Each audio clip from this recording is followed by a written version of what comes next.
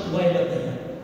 कारण समर्थांनी आम्हाला 8 मुद्दे सगळ्यात महत्त्वाचे जीवनामध्ये बघण्यासाठी शिकवलेले आहेत. समर्थ पहिल्यांदा आम्हाला सांगतात आमचा आचार, विचार आणि उच्चार अत्यंत महत्त्वाचा. दासबोधाचं का चिंतन करायचं आहे? दासबोधामध्ये आम्हाला प्रत्येक ठिकाणी समर्थांनी जागा केलेली आहे. ग्रंथाची सुरुवात करत असताना समर्थांनी सांगितलेलं आहे. त्या ग्रंथाचं नाव समर्थांनी पहिल्यांदा सांगितलेलं नाही.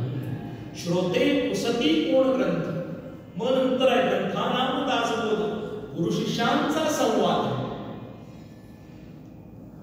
म्हणजे समर्थ आम्हाला बोध करत असताना म्हणतात की आमचा आचार शुद्ध पाहिजे, विचार शुद्ध पाहिजे. हे कशाला होणार आहे? आमचा विचार आणि आचार कशावरती अवलंबून आहे?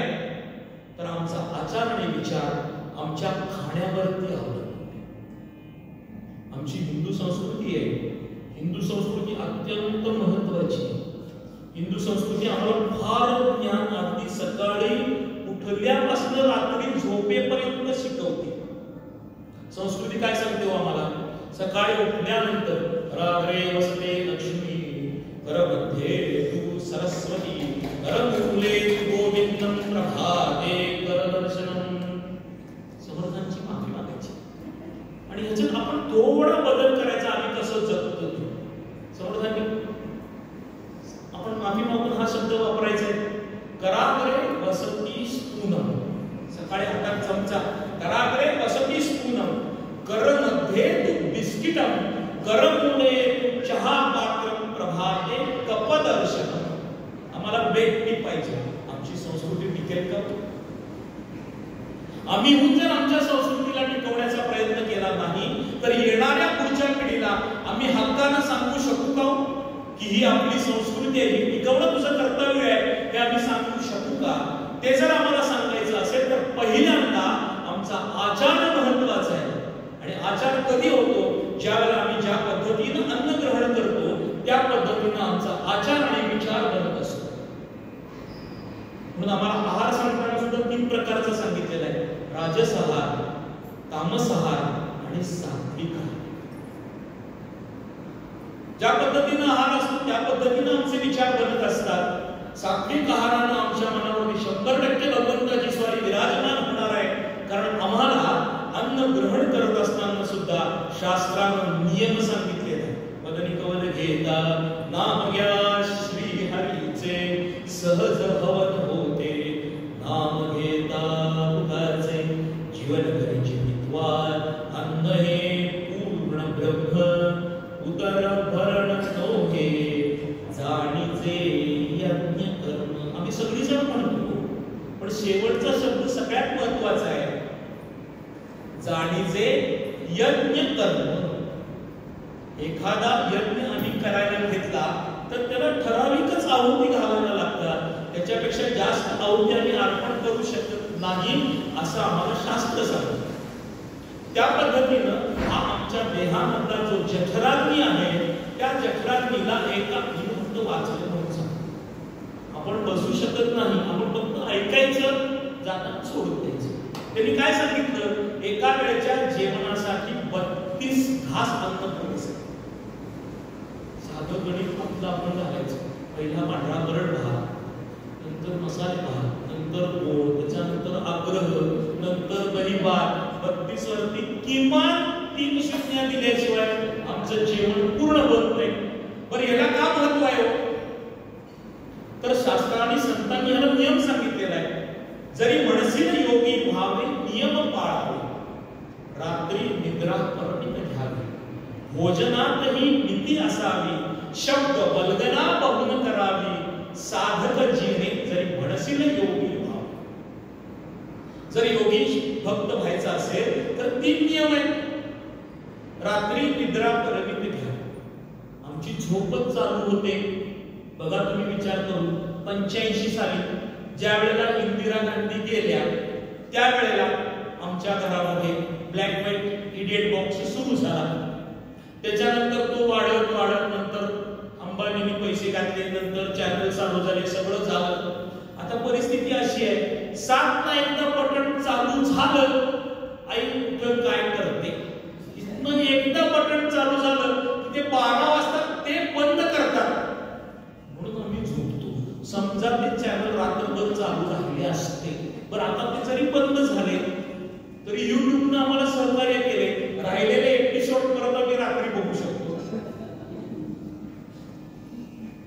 म्हणजे आम्ही झोपणार रात्री 12 वाजता, सूर्यनारायण उगवल्यानंतर आम्ही जागे होणार,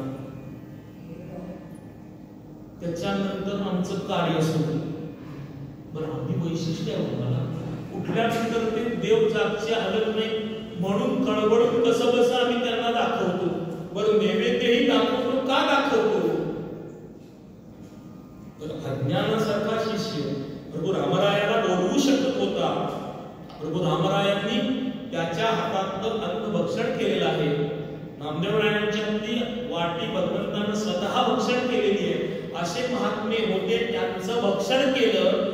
आमचं ठेवलेलं ताट तो खात नाही म्हणून आम्ही नैवेद्य दाखवतो. उद्यापासून जर त्यांनी ठरवलं जे माझ्या समोर येणार आहे ते मी खाणार, एक जण तर दाखवेल का? कारण 30 ताटं वाढली आमची. 30 दिवसाचं सगळं गणित बदललं. म्हणजे आम्ही त्याला का दाखवतो? तर तो खात नाही. कारण भगवंताची स्वारी आमच्याकडे इतकं काही मागायला तयार नाही. भागने वर्णन करताना म्हणतात आमच्या भगवंतांनी संतांनी असं कुठं आम्हाला सांगितलेलं आहे का की मला 1 लाख बेल वाहा, 1 लाख तुळशी वाहा, 1 लाख दुर्वा वाहा, असं कुठं सांगितलेलं आहे का? संत म्हणतात माझा देव काही मागेना, मीही फुकट्या काही देईन. म्हणजे माझा देव काही मागायलाच तयार नाहीये हो, पण त्या देवाला जे द्यायला पाहिजे ते आम्ही द्यायला तयार आहे का? भगवंतानं काय मागितलेलं आहे? फक्त एक लक्ष मागितलेलं आहे की जे मनापासून पाहिजे, जे मन आमच्या ताब्यात आहे त्या मनाच्या माध्यमातून ते पुढे घेऊन जायचं आहे. त्यासाठी आचार महत्वाचा आहे, त्यासाठी विचार महत्वाचा आहे, त्यासाठी अन्न महत्वाचं आहे. ज्या पद्धतीनं आम्ही अन्नाचं ग्रहण करतो आणि ज्या पद्धतीनं आमचे विचार बनत असतात त्या पद्धतीनं आमची वृत्ती बनत असते आणि त्या पद्धतीनं आमच्या मुखातून शब्द येत असते. म्हणून बघा त्यांचं भक्षण कसं आहे म्हणून आम्हाला बिल पास करताना एवढी सगळी व्यवस्था करावी लागते. किती त्यांचा आचार आणि विचार वेगळे आहेत, ते त्या पद्धतीचं अन्न ग्रहण करतात म्हणून आम्हाला एवढी सगळी दखल घ्यावी लागते की त्यांचं शस्त्र चालवण्याचं कार्य आमच्यावरती येऊ नये. कारण हिंदू सहिष्णू आहे. कुठपर्यंत?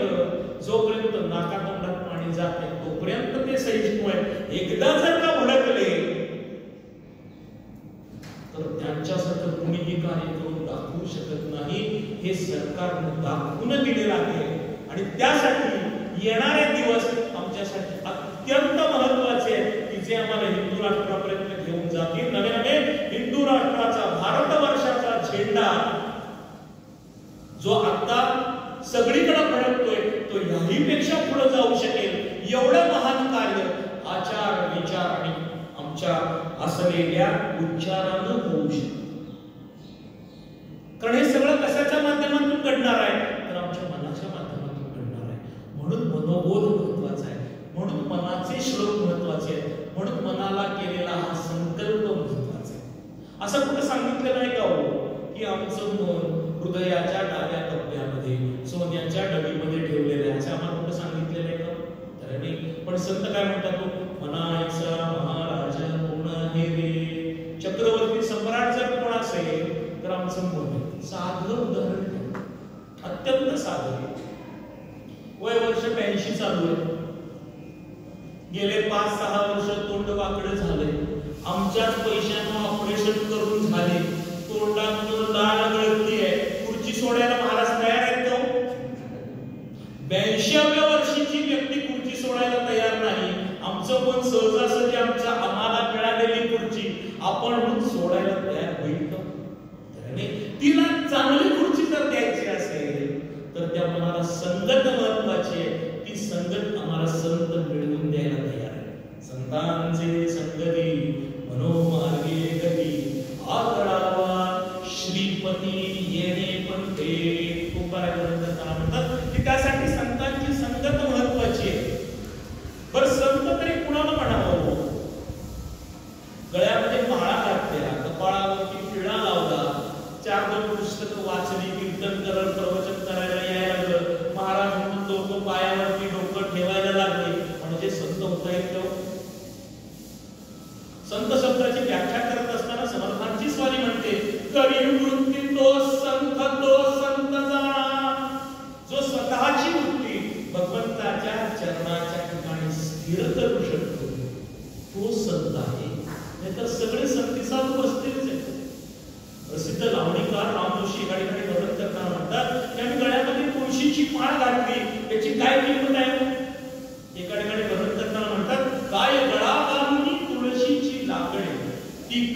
भवाला दूर करतील माकडे, बाहेर विरगती आत हरिसी वाकडे. नुसती दिखाव्यासाठी माळ घातली, उपयोगाची माळ कशासाठी घालायची? अहो सार्वजनिक आहे. भगवंताला नैवेद्य समर्पण करत असताना आम्हाला त्यावरती तुळशी पत्र ठेवायला सांगतात. एखादी वस्तू दान द्यायची असेल तर त्याच्यावरती तुळशीचं पान ठेवा म्हणून सांगतात. छत्रपती शिवाजी महाराजांचं जर चरित्र आम्ही विचार करण्याचा प्रयत्न केला, ज्या वेळेला समर्थांनी सांगितलं माझ्या झोळीत काय घालणार, तेव्हा संपूर्ण स्वराज्य लिहून समर्थांच्या झोळीमध्ये छत्रपतींनी टाकलेला आहे. एवढी आमची निष्ठुरता तयार व्हायला पाहिजे. ती करत असताना त्याच्यावरती तुळशीचं पान ठेवायला सांगितलं. कशासाठी सांगितलं तर आजपासून मी दिलेली वस्तू